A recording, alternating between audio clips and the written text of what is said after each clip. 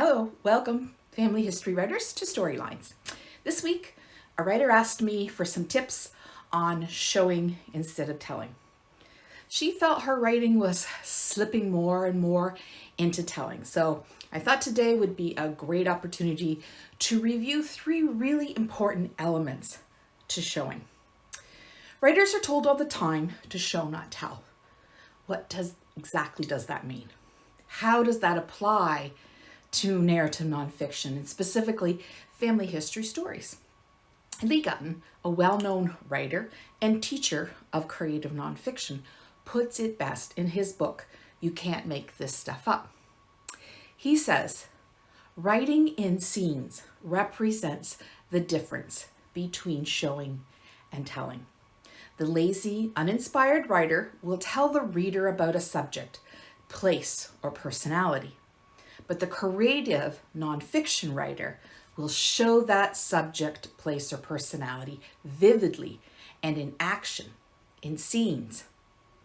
Narrative nonfiction is comprised of summary and scenes. Simply put, summary is telling and scenes are showing. To show in nonfiction, we must include scenes. Your family history stories are likely to be boring because you're only using summary. You're only telling. So to make your stories more entertaining and compelling so that they read like a good novel, you must embrace scene writing. In the case of family history, a scene recreates an event or an experience for the reader from your ancestor's life. For example, getting on a ship to America, casting a vote for the first time, giving birth, getting married, proposing to a future spouse, or signing documents to own their first land. These scenes are recreated from details pulled from a document, a picture, a diary, a letter. Maybe details are derived from a newspaper article, or an interview, or a recalled conversation. These scenes might rely on social, local, regional, or world history to help add detail and recreate them on the page. You'll likely require a combination of these sources to bring a scene to the page. A scene shows the action in real time, and the reader is placed immediately in the event as if it's playing out before our eyes. The scene is filled with description, detail, and dialogue necessary to bringing that scene to life. The more specific you can be, the more real it becomes for the reader.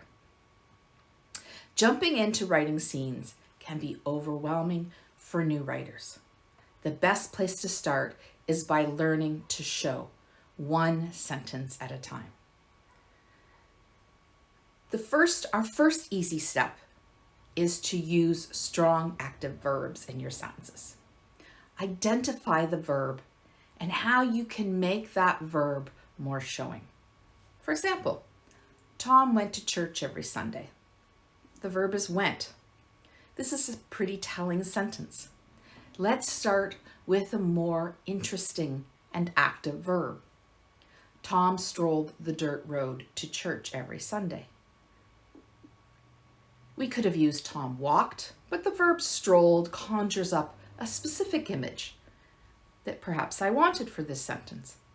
I could have used hustled or ambled or skipped. All would have provided a clear picture of Tom and his actions. The second easy step is to look at the nouns in your sentences. Use specific nouns and precise adjectives in descriptions of those nouns that paint a picture for the reader. Young Tom, in his Sunday suit and tweed cap, strolled the dirt road to the small white chapel. We now have a more vivid picture of Tom, dressed in his suit and cap, and the church. Your choice of words matter. Be specific in your details and descriptions, and more showing starts to happen. Your story also becomes more real and authentic to the reader. And finally, our third easy step, sensory details. Don't just tell us how something looks, show us how it looks. Use the senses. See, smell, hear, taste, and touch. Use all your senses. Of course, not all at once in the same sentence. Let's go back to Tom again. Tom strolled along the dusty road, clad in his freshly pressed Sunday shirt, the starched collar scratching at his neck. The warm summer wind carried the sound of clanging church bells, calling his fellow parishioners to Sunday Mass. The cows mooed from the pastures lining the road as Tom quickened his step, eager not to be late. Now we feel that scratchy shirt. We hear the church bells, the cows mooing, and his pace quickening along that dirt road. It all helps to show instead of tell. So start practicing these 3 easy steps in your sentences when writing your family history stories, and watch your narrative transform from telling to showing. Thanks for listening today. I'll see you here next week for another edition of Storylines.